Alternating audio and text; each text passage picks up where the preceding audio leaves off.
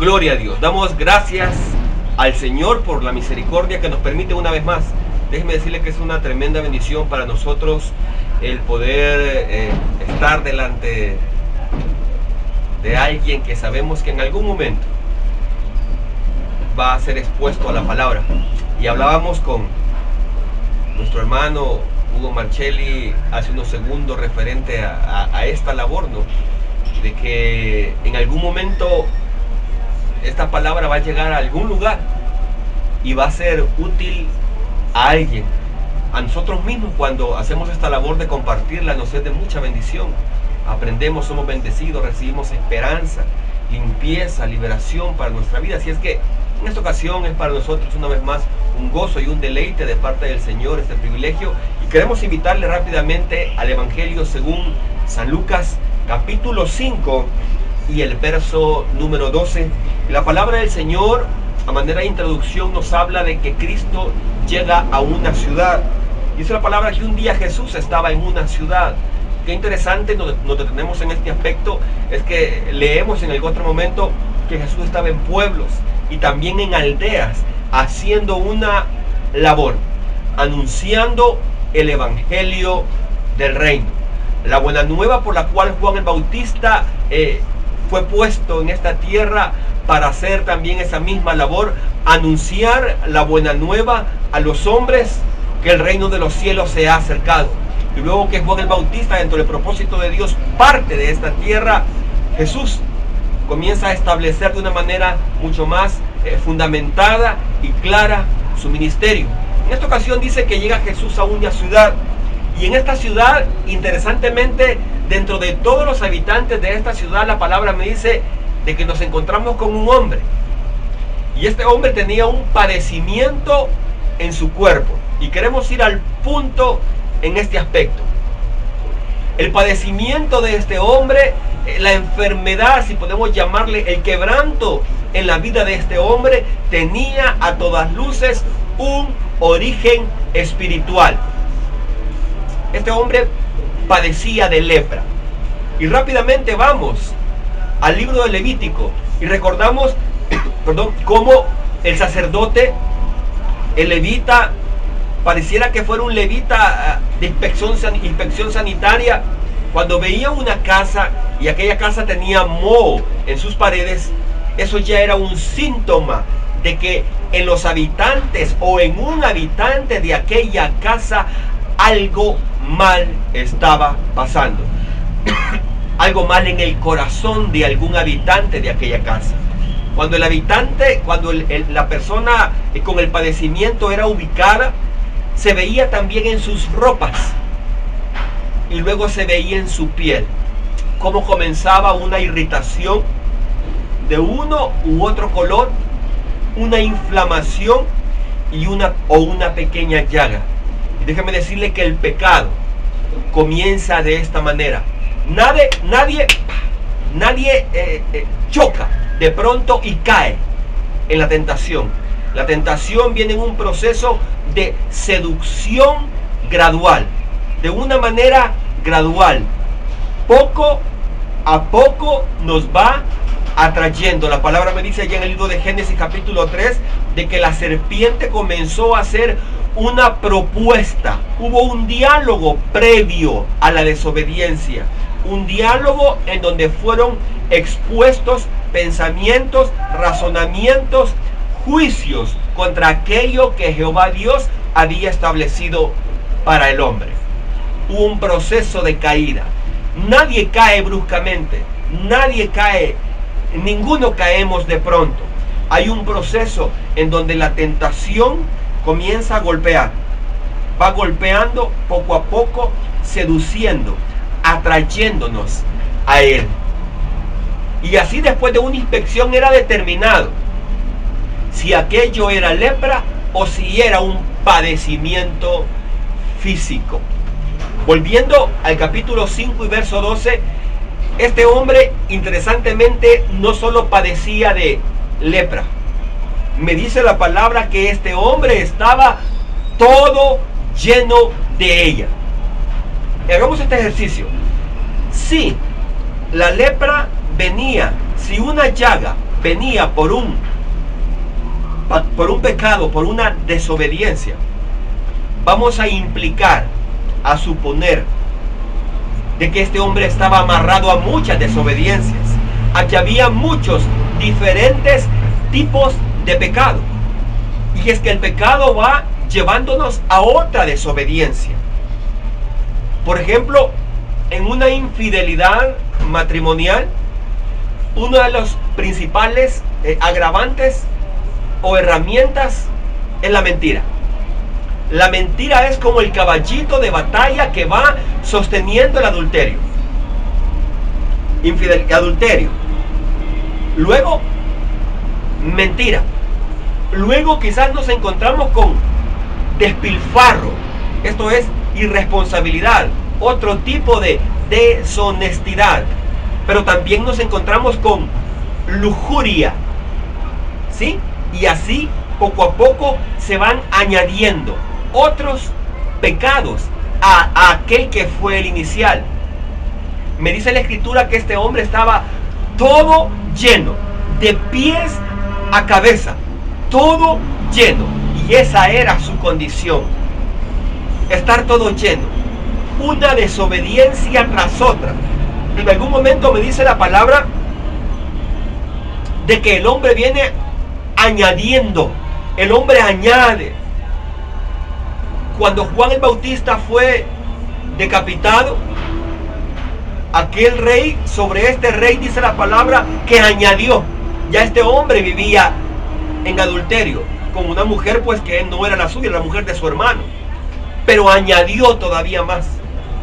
No puso un alto, no detuvo el desarrollo, no detuvo el crecimiento, sino que añadió uno más y uno más de categoría grave. Así era la condición de este leproso. Estaba todo lleno. El pecado como tipología, como ejemplo de la lepra, o la lepra como tipología del pecado, va en avanzada. Y es que Satanás tiene un fin, y es llevarnos a la condenación eterna. Para eso él hurta, primero engaña y hurta todos los talentos, todas las promesas hermosas que el Señor ha depositado en nuestra vida. Hurta la fe, hurta la palabra de Dios, hurta el deseo, hurta la esperanza, hurta el llamado, hurta la obra de salvación que Cristo ha iniciado en nuestra vida. Pero Él no solo roba, tiene por propósito, me dice luego la palabra, destruir. Él roba para destruir, para que nuestra vida, cuando esté en medio de esa destrucción, de esa frustración, de ese estado de derrota anímico, derrota moral, derrota emocional, obviamente primero la derrota espiritual. Después de que ese escenario se va agravando, Él quiere conducirnos. Él quiere conducirnos hacia la muerte. Y este hombre quizás estaba ya en ese proceso final. Cuando un leproso ingresaba a una aldea o a un pueblo, él iba y salía del leprosario, iba con su campana diciendo: leproso, leproso, leproso. Cada día este hombre enfrentaba el menosprecio, la humillación. Cada día era visto de menos, como alguien que no significaba nada, como alguien que no representaba ningún tipo de valor. Este hombre ya había pasado por él, ya había sido hurtado todo el tesoro que había en su corazón. Este hombre ya había sido destruido. Obviamente no podía tener una vida hogareña, conyugal, matrimonial, no podía ser padre, no podía ir con su hijo al parque a pasearle, a verle patinar, a verle disfrutar de su niñez. No podía tener vida social, no podía tener vida en la sinagoga, en la iglesia, no podía, porque el pecado margina, nos orilla. Y dice la palabra referente también a Bartimeo, que él estaba a la vera del camino, en la cuneta, en la canaleta del camino, fuera de él, fuera de circulación.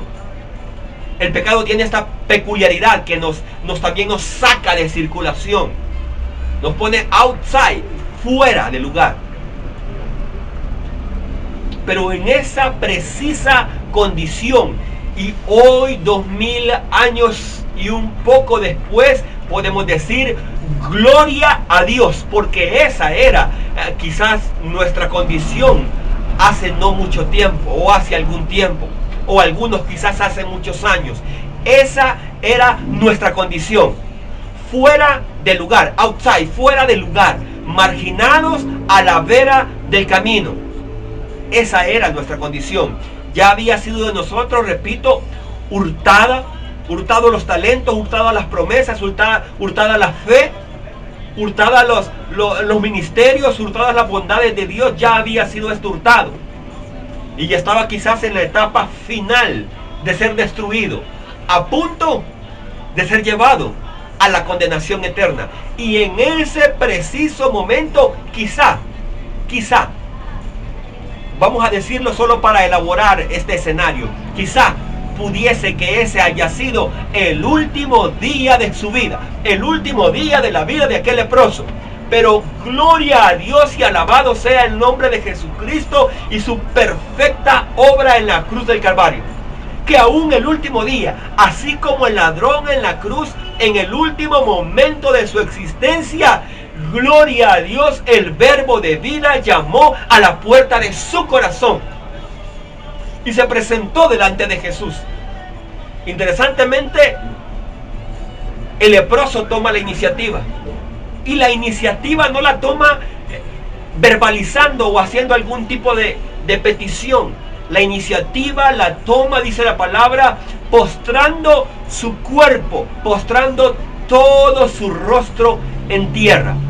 Esto es humillación. Él sabía que no había ninguna posibilidad, pero quizá la condición de alguien que pueda estar sintonizándonos en este momento o reproduciendo este video en este momento pudiese decir, bueno, mi condición no es esa, pero déjeme decirle con mucho respeto que quizá, corrijo, hacia eso se conduce, porque el pecado no se detiene, no se detiene. Él va carcomiendo como un cáncer, como un tumor invasivo, como metástasis. Se va propagando y regando por cada centímetro cúbico de nuestra existencia y de nuestros seres queridos.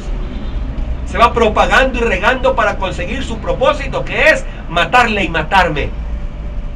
Pero en este preciso momento, este hombre, déjeme decirle que inspirado por el Espíritu Santo, porque lo que él dice a continuación va más allá de su necesidad. Lo que este hombre declara a continuación va más allá de su aparente enfermedad. Este hombre le dice, Señor, vea qué interesante, le dice, Señor. Wow.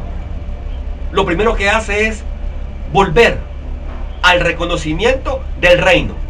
Volver a reconocer la voluntad del autor y creador de todas las cosas que son y subsisten. Señor, al igual que Pablo, Señor, humillación, sometimiento. En ese momento hay no solo un doblegarse, sino un reconocer: yo he sido el Señor de mi vida y le he echado a perder. Entrego a ti mi vida, Señor. Curios, Señor. Y me dice le dice, si tú quieres, humillación, humildad, quebrantamiento, si tú quieres. Esto implica de que si el Señor no hubiese querido, este hombre estaba dispuesto a seguirle llamando Señor. Y es que sé que he pecado. Aquella palabra, aquel pensamiento reventaba, explotaba en su mente, hacía eco en el último lugar de su cuerpo. Sé que he pecado mucho, sé que no merezco que hagas algo por mí, pero si tú quieres. En ese momento, esta oración pasa casi a la condición de una oración mesiánica, cuando Jesús está en el huerto de Getsemaní y dice: si es posible, pase de mí esta copa, pero no se haga, Señor, mi voluntad, sino la tuya. Esto es, si tú quieres. Si tú quieres. Si no quieres, amén, Señor. El haberme encontrado contigo ha sido suficiente. No creí volver a lograrlo. No creí quizás volver a la iglesia. No creí quizás volver a tener el temple de buscar tu rostro. Gracias quizás. Si no quieres tú, gracias por este momento. Pero si tú quieres, esto es, Señor, no quiero pedir. Ojo con esto, Señor, no quiero pedir con base a mi necesidad. Señor, estoy pidiendo con base a tu voluntad, con base a tu propósito. Si tú quieres. Solo si tú quieres, Señor. Solo si esto que tú vas a hacer va a glorificar tu nombre, Señor. Si esto va a echar a perder mi vida, quizás podemos considerar al rey Ezequías. Él se vuelve su rostro y comienza a llorar y hacerle recordar al Señor la obra que había hecho. Y el Señor le añade a su vida una cantidad de tiempo, aproximadamente unos 15 años, pero termina echándose a perder. Hay un momento en que flaquea y peca. Quizás no hubiese sido conveniente. Quizás hubiese sido hermoso partir en ese momento para la vida de Ezequías. Este hombre se pone en esa condición: Señor, de una vez por todas he entendido que el evangelio implica no solo dejarte entrar a mi corazón, sino que entregarte mi corazón para que tú le gobiernes, Señor, si tú quieres. Y me dice la palabra que Jesús, antes de expresar su voluntad, hizo algo. Extendió la mano. Y esto viene a simbolizar reconciliación, la obra de misericordia, la obra de bondad que hace Dios en favor del hombre. Se acerca nuevamente a él. Estaba distanciado, pero hoy decide acercarse una vez más a él. Y esto nos lleva a considerar aquel pasaje del libro de Hebreos que dice: acercaos confiadamente al trono de la gracia para alcanzar primero la misericordia y luego el oportuno socorro. Ya el beneficio específico. Jesús extendió su mano y no tuvo más que decirle: has dado en el blanco, sí quiero, has acertado, esta es mi voluntad. Para finalizar, subrayamos este pensamiento. La petición del leproso fue más allá de su necesidad. La petición del leproso iba en pos de la voluntad de Dios. ¿Y qué con ello? Cuando busco no lo mío, sino que lo que es de Él, Él ciertamente se gozará en su corazón, y nuestra vida espiritual y natural será bendecida. La humillación es como una llave de oro. Rostro postrado en tierra, sin exigencias, sin reclamos, sin negociaciones.